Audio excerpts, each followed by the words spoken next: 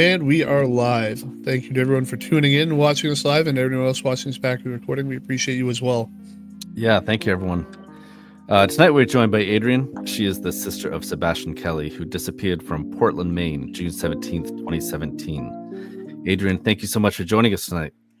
Thank you. Appreciate it. So it's coming up, it just passed, right? 8-year anniversary. That it's not an anniversary everyone wants to hear and think about, right? Do you mind telling us a little bit about Sebastian and what he was like growing up? I mean, my brother was like, oh man, he was real energetic. He played every sport. Like he looks a sports type. He definitely looks like he's.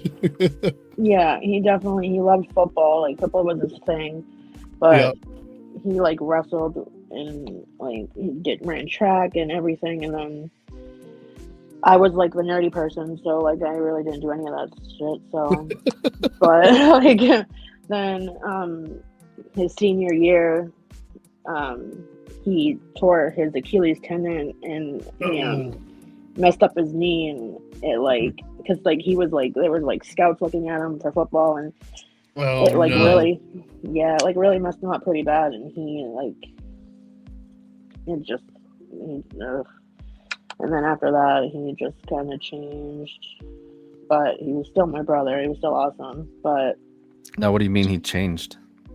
He just started like he moved away from home and he moved into Westbrook and just started hanging out with weird, not so good people, and got into drugs, and like he wasn't really around much. And then when he did come back, so like we're 3 years apart, so when he moved out I was like, so when he was a senior I was a freshman, so like when I was just finishing high school, like he was never there until I was like 21. He came back home, and then he was on steroids and he was angry all the time. And he was on steroids for like the injuries, or is he lifting, or what was he doing? Yeah, he was just doing steroids to just get bigger, I think. And he was just so mean, and then he like I remember I put him in jail because I knew that because he started doing meth and stuff, and then I remember putting him in jail because I knew he was going to kill himself with the steroids and the meth. And oh Jesus! Then, yeah. So then when he got out, he was just like he just wanted to do everything different, and Hannah Young says, yeah. I missed you, Uncle. We'll never stop searching. Yeah, that's my baby. So when he got out, he was wanting to do everything different, and like in a good way, like he was trying to get better. He was that's good. That's encouraging, because there's a lot of people that don't have that experience, right? Like they go to jail, and like recidivism rate for people who go to jail usually isn't good. There's not a lot of people that take that as a learning opportunity. Right, and like that's what made me so mad when like he went missing, like how like the news put like his mugshot on there, like why? Yeah, of all the pictures to use. Right, you use his mugshot, like it's just like it's. I mean, maybe that's not a big deal, but it irritated me. But right, I mean, yeah, no, I would consider that a big deal, especially considering the fact that he was changing. Like that's not who he was when he went missing. Right, so like and even in the news, it's like they say like, oh, he was like a transient drug addict. Like, no, he wasn't. Like he was dragged out of his house, and like he was dragged out of his bed and like dragged into the street and beat up. Like, and he wasn't using drugs, and it's like it's all wrong. So it's really aggravating because they like make my brother out to be something that he's not, and it's bad. And Sebastian has 2 children. Yeah, he has a daughter, Willow, and he has a son, Sebastian. This is actually Jess, his ex-girlfriend. She was actually going to try to be on here tonight, and then something came up last minute, so she wasn't able to join us. But Adrian was fortunate enough to jump in and help us out tonight. But so this is his daughter here, right? Yeah, looks just like him. so crazy. And like they were great together. Like it's so crazy because like they were in love in middle school and in high school, and then they went their separate ways and then came back together, and then they had Willow. And it's like, even when Sebastian was doing bad or whatever, like Jess never like kept him from Willow and never bad talked him. Like they were like great co-parents. She's amazing. She's an amazing mother, and I'm so glad that like they had my niece. She's awesome. Yeah, it looks like he really did love her and goofed around with her. Yeah. It's so much different than my nephew's mother. Very different.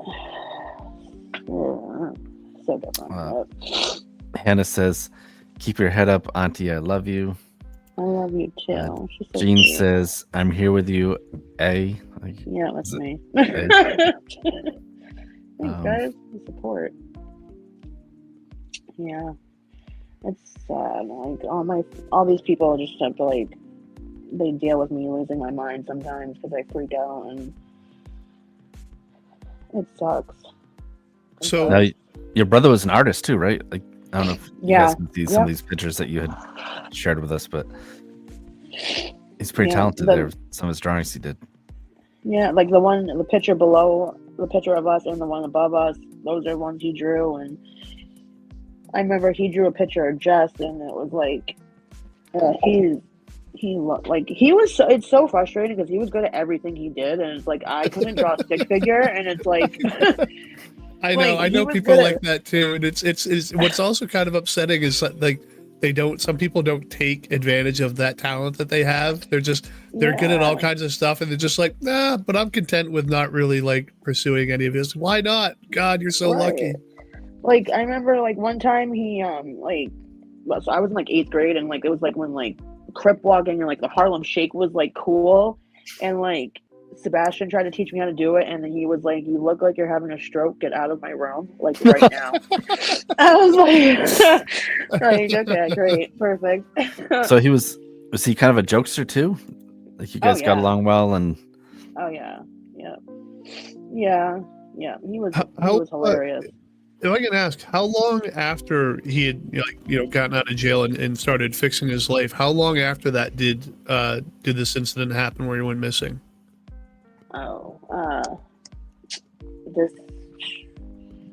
This happened, I think, like 5, had to have been like 4 or 5 years after. So it was a good while. So it's not like he had gotten out of jail and then like it wasn't immediately after. So it probably wasn't related to the people that he knew. No, not at all. During all of that.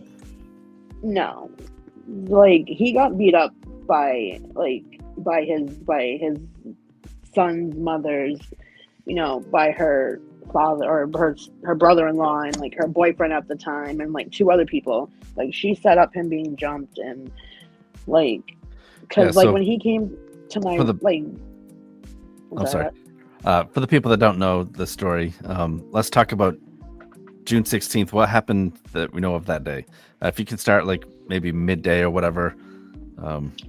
Okay. Or events. So my brother had so him and Cassie had split up because she had gotten pregnant, and so I was using drugs, and like because when our mom died, both of our parents died, and then when our mom died, I kind of like went off the deep end. And I remember my brother called me and was like, I can't lose you, like you need to like come here, and I'll just like I'll get you off the drugs. So I did, and he did. He got me off of the drugs, and I remember I got my first apartment, and I moved out, and he had called me, and he was like, Cassie's pregnant, and like we haven't even been having like any relations for that, right, for that to even like happen like that. And she had like, I was on speakerphone, and she was like, well, what would you do? And I was like, I think you guys have your hands full right now with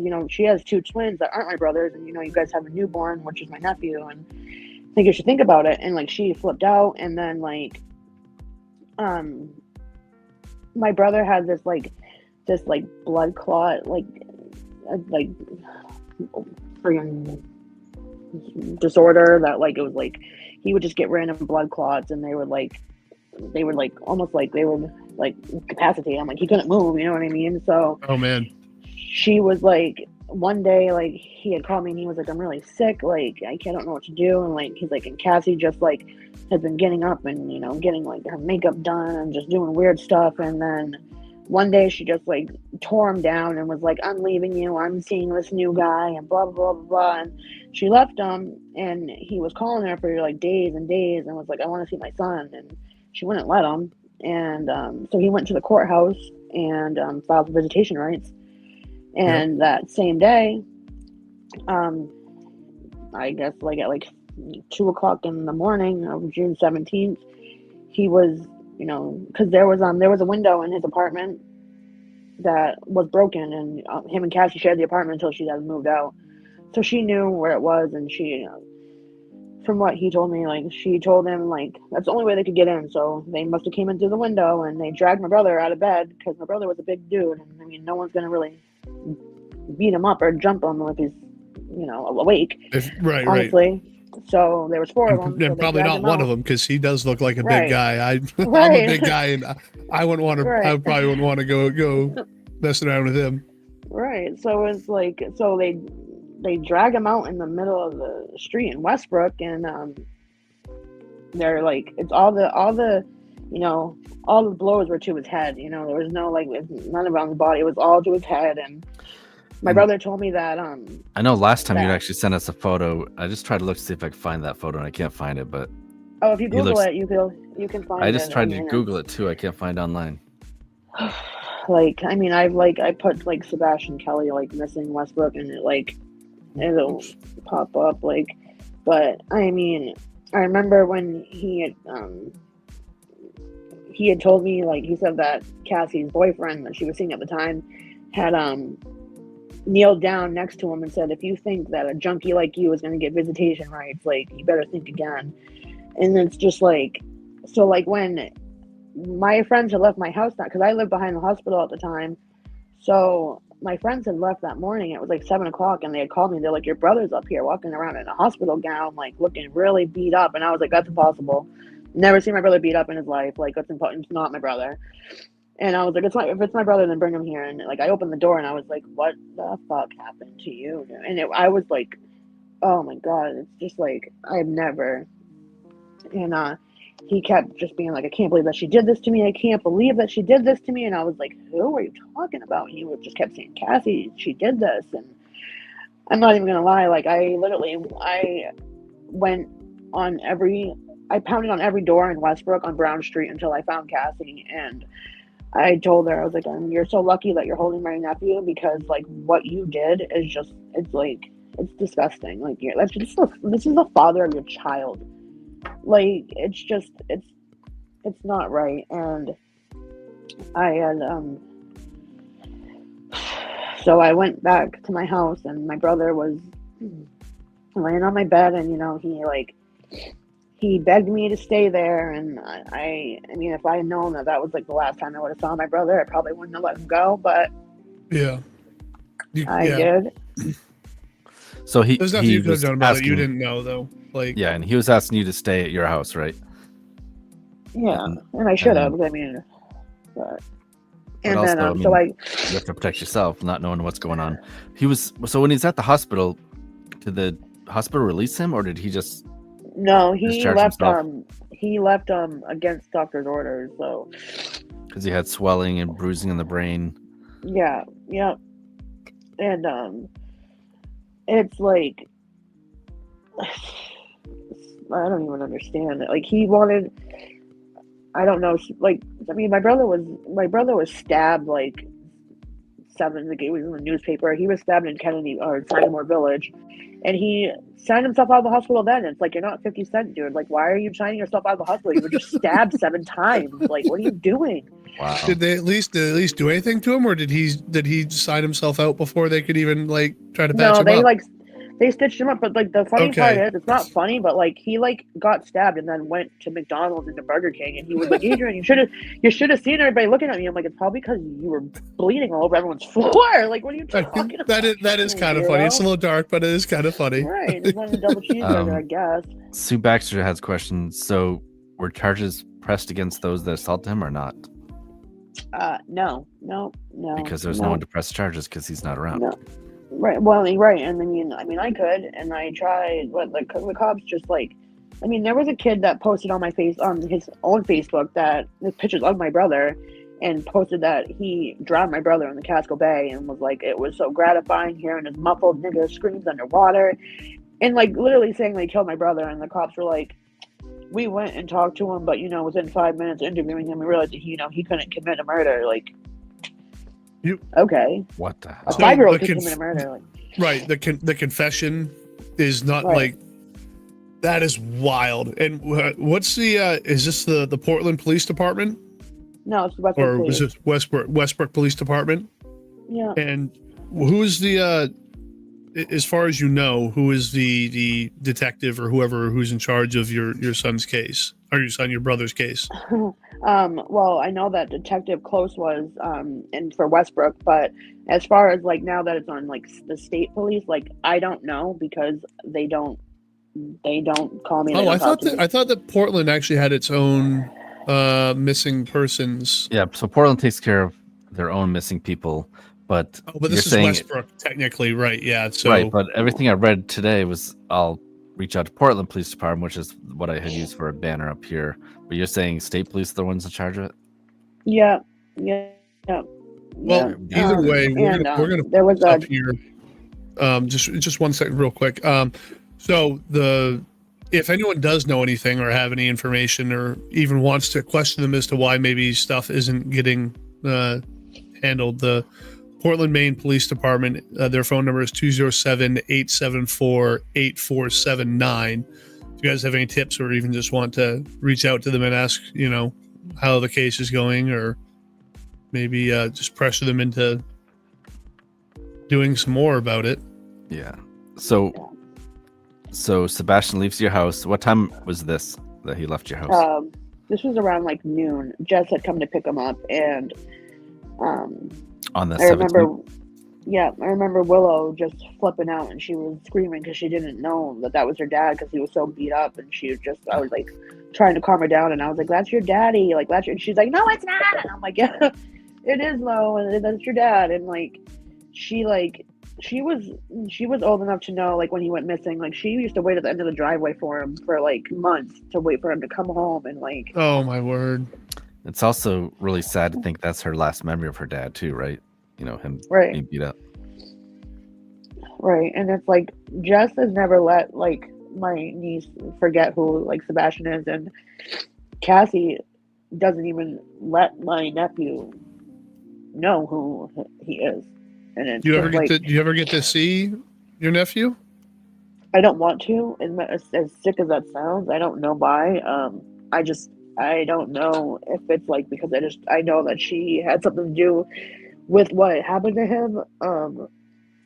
But is it more of a concern of having to be around Cassie? Yeah. You want to see your nephew, you just don't want to have to be near her. Right. Yeah. Right. And how old is Willow now? She must be about 12? Yeah. She's almost a teenager. So it's like, it's crazy. And like, I haven't seen her since the last day that I saw my brother. So 8 years. And like, I can, you know what I mean? I just don't know what I would say to her if she asked me like about him. Like, I don't know what to say. A comment here from Chelsea saying, I don't always get along with my kid's father, but I would never wish harm upon him. I don't understand how she could even think of something like this. I'm so sorry. Those poor kids will never know their dad. Yeah. Sad. It's not fair at all. All because he filed for like visitation rights against like for his child. Like it's just like it's sick. It's weird. I just don't get it. So Jess came and picked him up from your house? And what do we know happened from there? Jess said that that she had dropped him off at his boss's house, which was also like his landlord at the time, and then from there, like nobody knows what happened. Like Westbrook police wanted to say that they saw him on like the CCTV video footage from like Cumberland Farms or the Gulf in Westbrook at 3:00 in the morning, and it's like, how do you know that was my brother? First of all, like it doesn't make any sense. And did they share any of the footage with you? of course not. No. Okay. No. And yeah, and like like it's sick enough. Like the cops, like they always want to say like, oh, if you want to work with us and taking down some drug dealers, we'll look into your brother's case. And it's like, what the fuck does that have to do? Like, that's your job, first of all. And it's like, right, what does that have to do with anything? Yeah, we'll do our job only if we get something out of it from you. Like, is that what is that? That's what it sounds like they're saying. Yeah, and it's been said to me like numerous times, like. And it pisses me off so bad, and it's just like, what the fuck, like this, like. Well, and the other thing about this, right, is why wouldn't they ask if you wanted to see the CCTV footage, the camera footage, whatever it is, right, to prove, like they would still need to prove that it's your brother, and you would be a much better judge of, hey, that looks like him, that's the way that he moves, those are his mannerisms, right. Right, you exactly. would be able to tell that, not the police. If anything, it just sounds like they don't actually want to look into it. Something is weird about it. Like there was a detective that was on the case, and he was on it for I think a total of like 4 or 5 days, and he had told me like he had actually like made like progress in the case, and he called me one morning and was like, I don't know what's going on, like I have no idea this is happening, my hands are tied, like they're just taking me off the case, and it's like 7:00 in the morning, and he's like, I'm so sorry. Like, and he was like, he literally said, he was like, every detective like has a case that keeps him up at night, and like your brother's is that case for me. And like, I feel like because he actually was looking into it and actually doing something, they took him off of it. Yeah. And it sounds crazy. Like, I feel like I'm losing my mind, but like, it's like, that is what's happening. Right. It makes you wonder, like, if there's something a lot more than just your brother. Like, obviously this is the only thing that matters to you about it, but like that there was, your brother is connected to something that was a lot bigger than all of this. Do you think your brother was working with the police trying to take down dealers? No, so I was told that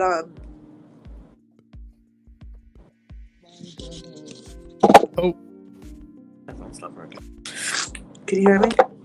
Yes. Yeah. Okay, we can hear you now.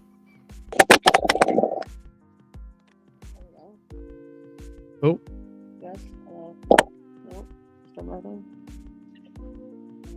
Oh boy. Can you hear you now? Hello? Can you hear us? Okay, perfect. Yeah. Okay. Yep. So I don't know how true it is, but like I was told that my brother witnessed a murder in of this mixed kid in South Portland, and I guess it was really like messing with him pretty bad. And when he was in jail, he had tried to write to one of like the COs that he wanted to talk to somebody about it, and I guess like there's people saying like that's why he went missing, and then there's people saying that he went missing because he had done something when he was doing drugs to the wrong person, and I've gotten phone calls saying that my brother was cut up and put into barrels of acid and had acid poured down his throat. Jesus Christ!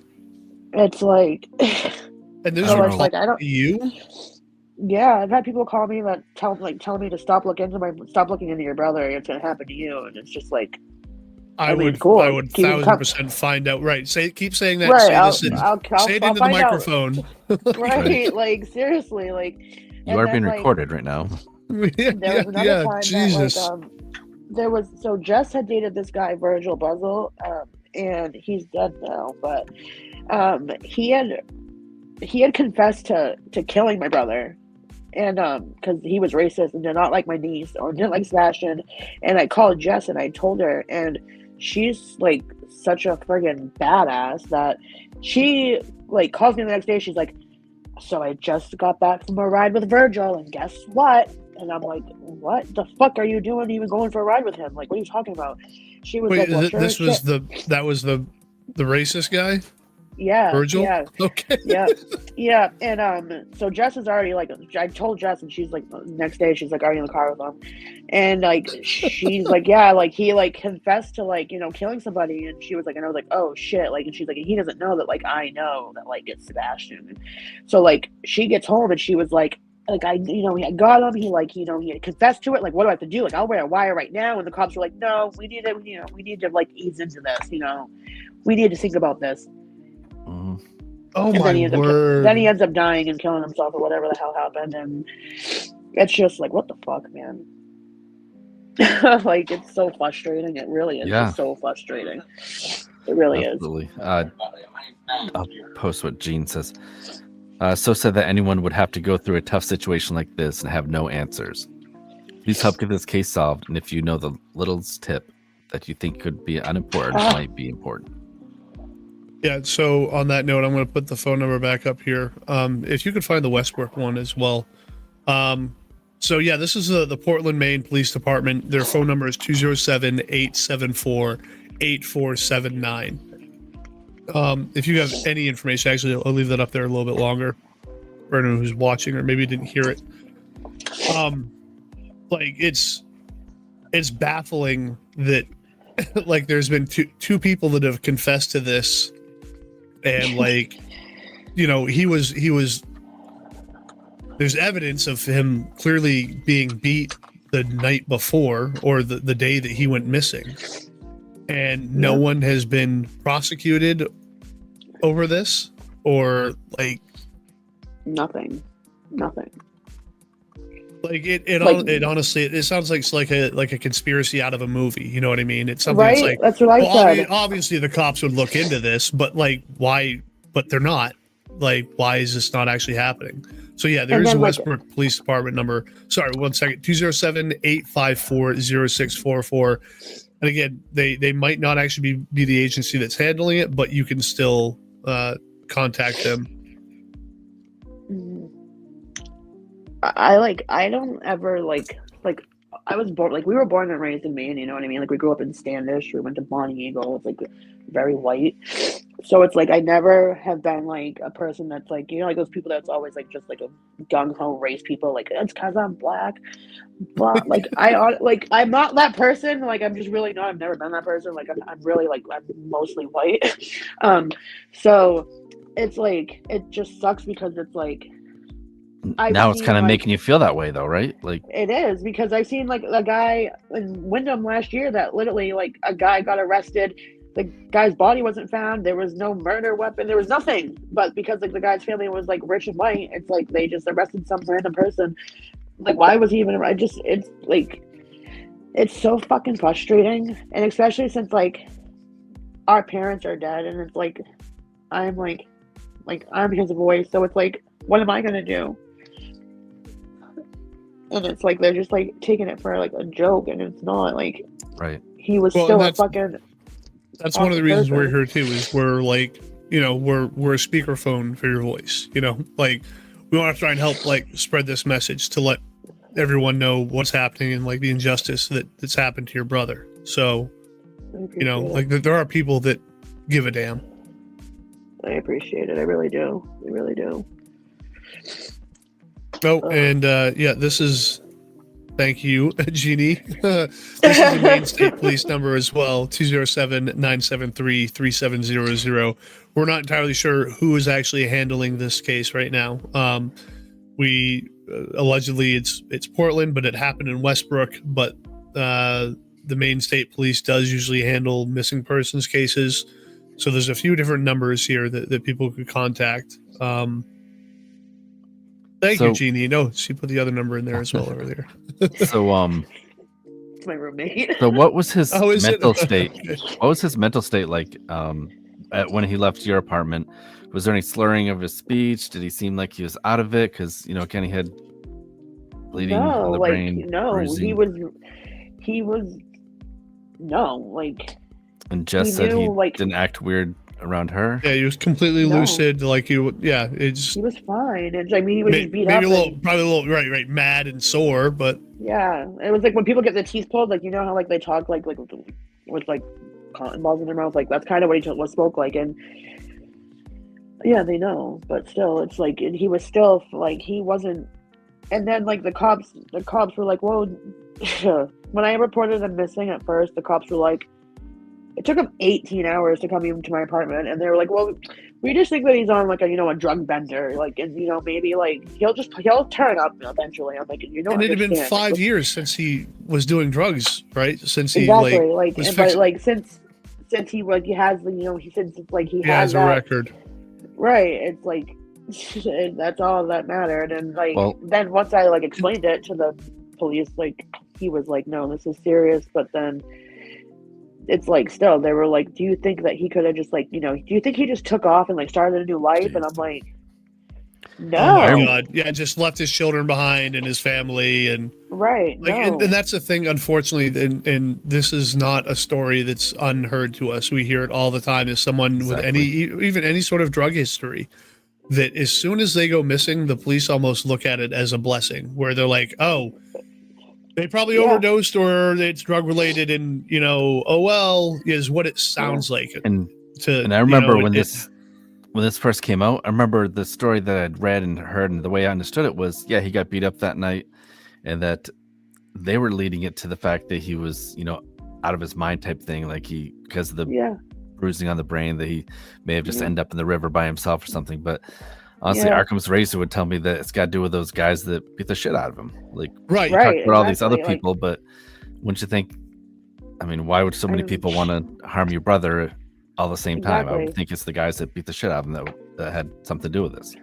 And then they Westbrook police searched the Westbrook River for all of 2 hours, and I asked them why, and they were like, well, because we got a very promising lead that he was shot in the head and thrown in the river. Who was that fucking lead? Because you were never told me. Who was that lead? But they won't tell me. It's like they won't tell me anything, and I'm pretty sure legally you have to, because I'm his next of kin or whatever, right? I mean, me and Jess should have not if it's going to harm the investigation. Anything. No, if there's an actual investigation. But that's the thing too, is that sometimes it seems like that's just an excuse to not give out information, right? It's an active investigation, we can't give any details, while they're also not actively investigating. You can't call it an active investigation if you're not actively investigating it, right? We got a message from Jess here too. She said it shouldn't matter at all if they use drugs before or currently. Absolutely not. Every human's a human, and that's what our justice system and our police department is for, is to try and help people. But on his news, the first news article, there's people on there were like, oh, just some scum, another piece of scum taken off the street. Thank God, that's still a fucking human. Yeah, I'm sorry, but that is still a fucking human. No, you don't have to apologize. Trust me, we feel the same. We feel exactly the same way, because we hear about this practically every week. It's the same sort of scenario, and it's disgusting. This picture, on the left, and him, and on the right, with him in the black, me and him had cleaned his his landlord's vacant apartment that day, and I was literally scrubbing the floors, and my brother came up and literally put his ass cheeks next to my face and farted so fucking loud in my face. And I was so pissed off, because I was like, what if you just gave me pink eye? And he thought it was the funniest thing ever, dude. This is what I have to deal with, having an older brother. What the hell? So Kara, she's a friend of the show. She's been on a couple times, a couple different stories that she covered with us. She said there's a set of unidentified remains that I've wondered if they could be his. I submitted a tip online saying they should compare them just in case. Have you guys submitted anything? Any relatives have submitted any DNA samples? Or you have? Okay. Okay. Yeah. And anytime there's any remains anywhere, I call, and I'm one time I called I think it was Wyndham, and I called Wyndham, and he was like, well, I hope you find what you're looking for. And I was like, yep, me too, dude. I guess Scout Hegan, so many, and they're all just the same, and it's they sometimes they don't even call me back, because I'm I literally call anywhere that there's any human remains. And I remember there was human remains somewhere, and friends of our family friends, our friend Lindsay and her sisters went, and they were there, like talking to the cops, like whose remains are these? And they were like, it's such an uneasy feeling. Like it really is. Like I like. Well, last year there was like 28 unidentified remains in Maine, and they were trying to pass a bill to spend, how much was it, Jeff? Like $150,000. Yeah, it was 100. They spend that on a fucking pothole. 200 or less. Right, right, exactly. They'll fix some minor road and barely actually do a good job of it. Something that's only gonna last a patch job on a road, and they'll spend that amount of money. But they tried to pass this bill. It passed the first. I don't know how the legal system works or how they vote on stuff, but it passed the first threshold. But then when it came to the actual allotment, when they decided on the things that they were going to spend the money on for the state budget, it was refused. And what this would have done is it was a sort of a genealogical sort of testing that they would have shipped out a bunch of the remains that they had in Maine down to Texas, and they would have been able to get. It's almost like 23andMe is essentially what it was, but with human remains. So they could tell like anyone in the system, they would be able to get their identifiers and find out more likely who it was, relatives of who it was. They would be able to much easier to pinpoint who the remains belonged to. And it got voted down. They decided they didn't want to spend that $200,000 on helping. Serious? Oh no, it's absolutely disgusting. We actually had the people that were trying to get the bill passed on our podcast when it first happened, and it made the first hurdle, but they didn't vote on it in the state budget for whatever reason, because who knows whatever nonsense they're trying to vote for. Because I like people think, I think because they think it's Maine, that like there's not like dirtiness or dirty cops or like there's not like a corruption in our system or something, but like I like firmly believe that there fucking is. I really do. Oh yeah, and I definitely believe there's the good old boy system around here still, without a doubt. Covering up for each other. I mean, they'll spend $500,000 on a, to investigate the mating cycle of a dung beetle or something, but they can't spend $200,000 for this. Really though, like what the hell? Right, to help or, like, the suffering new, family members. Yeah, get like a new cop card. Like they really need those. Or Kara said, I wish Maine had passed that bill. I wrote every representative asking for that. I publicly complain about Mills denying that all the time. Yeah, Mills is a joke. Yep. That reminds me, we do have I'm going to share this here. I'll share my screen in a second as well, but this is the Facebook page for your brother. Give me 1 second to get it up here on the share side of things. Oh no, so it's called the wrong button. So it's called Missing Sebastian, right? Are you involved with that page as well? No. Who runs that page? I honestly have no idea. I thought Kathy did at first, but I'm guessing. It says page managed by Lost and Missing Incorporated in the family of Missing Sebastian Kelley of Maine. Yeah, so I'm not sure what family is running that page. I hate that picture of him. I really do. He looks a little downsy. This one here? Like yeah, I don't like it. he looks confused and maybe a tad bit slow. That's by far the worst picture I've seen of him. It looks kind of funny, but it's not a good picture. Honestly, he looks like Dak Prescott to me sometimes in some of these pictures. See, this is the picture that I like here. This is what I like right here. This one here. Yeah. Yep. There's his mugshot. Oh, look at him. Oh, right there. Yeah, I see what you're saying. It's ridiculous. So yeah, everyone. It's if almost you guys like setting it up for failure, right? You stick a picture of his mugshot on there, so everyone's like, exactly, "Oh, wow." Yeah." And like I hate how they always put he's transient, he's homeless, he's a homeless drug addict. Like, oh, it just irritates me. Like, no, he's not.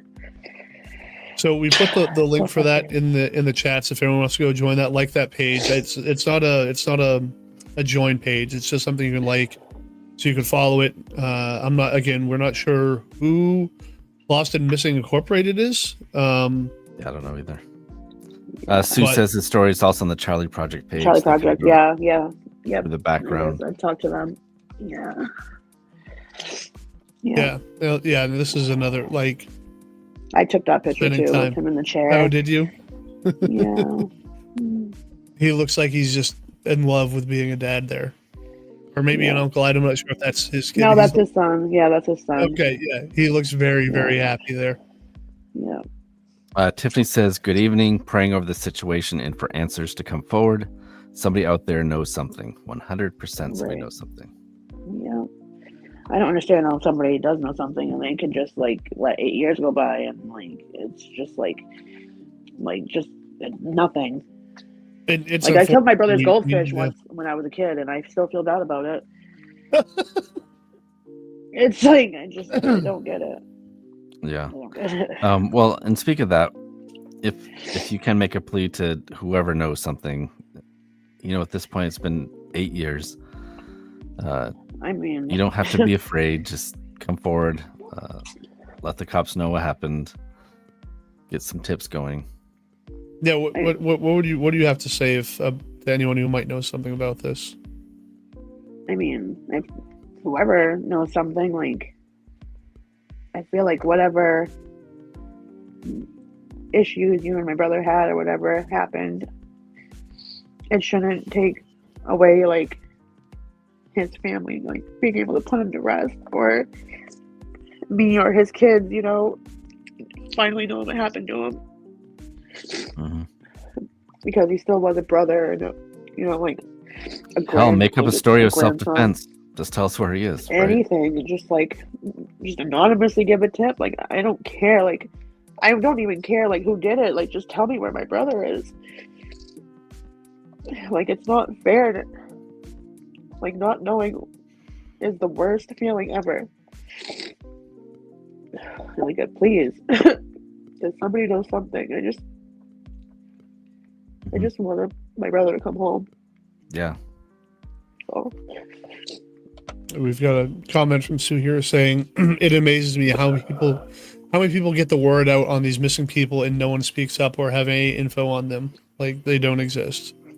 And again, that's one of the reasons why we do what we do is to try and get the word out there. So anytime that anyone interacts with any of the stuff we do, share the stuff, comment.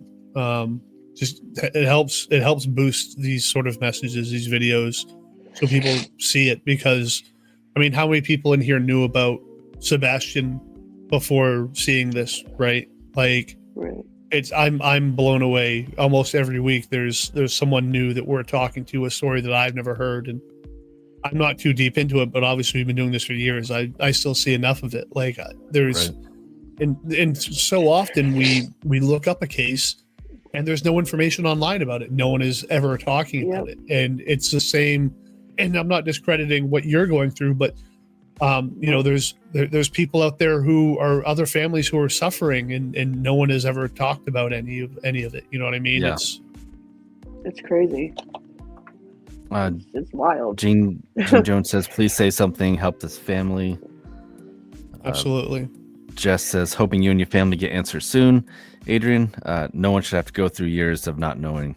Yeah, and Jess has a similar situation with her brother. Yeah. He was found deceased, but they just kind of swept it under the rug and said it was an accident or whatever. But it clearly wasn't. Sue says, "Yeah, you guys are great about getting any of these missing people stories out. I didn't know about Sebastian's situation until now." Thanks, Kara. Says, "Your show is amazing, Travis and Jeff." Thank you. Thank you.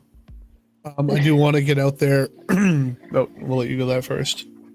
Tiffany says, "I pledged the first $500 reward for any information that comes forward that leads to a conviction or reveals the whereabouts of his remains. Wow. If you have any information, please reach out. Regardless of Sebastian's troubles, past, or choices, he deserves to be laid to rest properly." Thank you, Tiffany, so much. That's awesome. That's if I'm not sure how the pledge stuff works for that, but well, the cops told me that I couldn't put up a reward. So yeah. How does that work? How can they tell you can't put up a reward? Right. How could that's just what they said. They said that it would cause there would be too to many come in? people calling. Yeah, right, exactly. right. Yeah. Oh, imagine that. Yeah. Oh, we don't want any information. Yeah. Get the hell out of here. Yeah, it's fucking crazy. Hannah says, "Words couldn't explain how much I miss my uncle. If seeing him all beat up in front of the Westbrook Police Department all beat up was the last time I If I saw my uncle, I would have held him longer and probably would have tried my best. I miss my uncle every day. It's been 8 years. Please, someone just say something. Yes. And then Kara said, Ateen Shah had 1 to 2 post-tops when I found her case. It's so sad. Exactly where I started my group. 1 for Ateen and then missing and unsolved in Maine. So yeah, so follow Kara's page, missing unsolved in Maine, and the Ateen Shah page. And one more thing, I wanted to just get these out there again before you finish up. So the Portland Police Department, who allegedly may be handling this case, 207-874-8479. The Westport Police Department, 207-854-0644. I thought we had the Maine State Police on here somewhere. Yeah, we do. The Augusta one, though, but that'll still work. Whatever. It's still the state police. So their number is 207-624-7076. It doesn't matter who you contact, as long as if anyone has any information, again, or just wants to let the cops know that, the people, we want this case solved, we want it looked into, and from what it looks like, to stop being swept under the rug, because Sebastian matters. Michelle Jerish wants to let you know that she's in here watching. Sorry.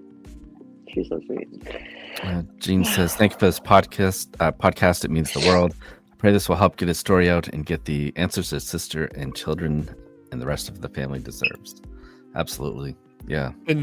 And we let everyone know this. If you have any updates, or if you ever want to come back on whatever you need us to do, let us know. We obviously want to help. So and just get back a hold of us for any updates in the future, or anything else you want us to share. We're obviously here for you. And you guys that are watching, share this podcast out, share the YouTube page as well. That helps share these stories to get them into, in front of other people. So, Adrian, we wish you the best of luck. And if, like Jeff said, if there's any updates or anything that you need us to do, let us know. We'll certainly do that. We'll keep sharing Sebastian's story. We'll keep sharing the posters as well. And if you want to hang on, we're going to end the live stream. But if you want to hang on after the video, we can just chit chat real quick. You'll see a video, and that's just us sort of waving goodbye to everyone else. But we'll still be here after that. So we didn't get a chance to tell you that earlier. Yeah. Okay. We want to say thank you to everyone who has been with us, and thank you very much for all the support. There's been a lot of love in the comments, so that means a lot. It's very appreciated. It says, I'm happy to help with a new missing page for Sebastian if the family wants to create one. I can help network. I had not heard this case, but the more it is publicized, the greater chance someone will come forward. Yeah, absolutely. Oh, yeah. For sure. That would be amazing. Reach out to us, and maybe we can help, or at least share it out. If you get something created like that, you can get in contact with Adrian. Yep. Yeah, but okay, definitely. That's it for us tonight, guys. Thank you all very much again for joining us and for the love and support. And I do want to say we're not going to have a live broadcast next week. It's 4th of July week, and I'm camping, and Jeff is probably moving into his new house, and might be hungover for about a week. I'm on vacation. So. Okay. But, anyways, we'll see all you guys in a bit, and we'll see you after this video, Adrian. All right, have a great night, everyone. Thank you, guys. Search for 5-year-old Taylor Williams led investigators to Alabama this week. So we have some breaking news from Florida. An arrest has been made in connection. After years of agony, a glimmer of hope for the family. Investigators spent hours searching through this house off Pennsylvania Avenue. What could be a major development in the search for missing Alabama teenager. Tonight, a stunning twist in the search for Taylor. Somebody out there knows something. They want to lay him to rest their way, not by somebody else's way.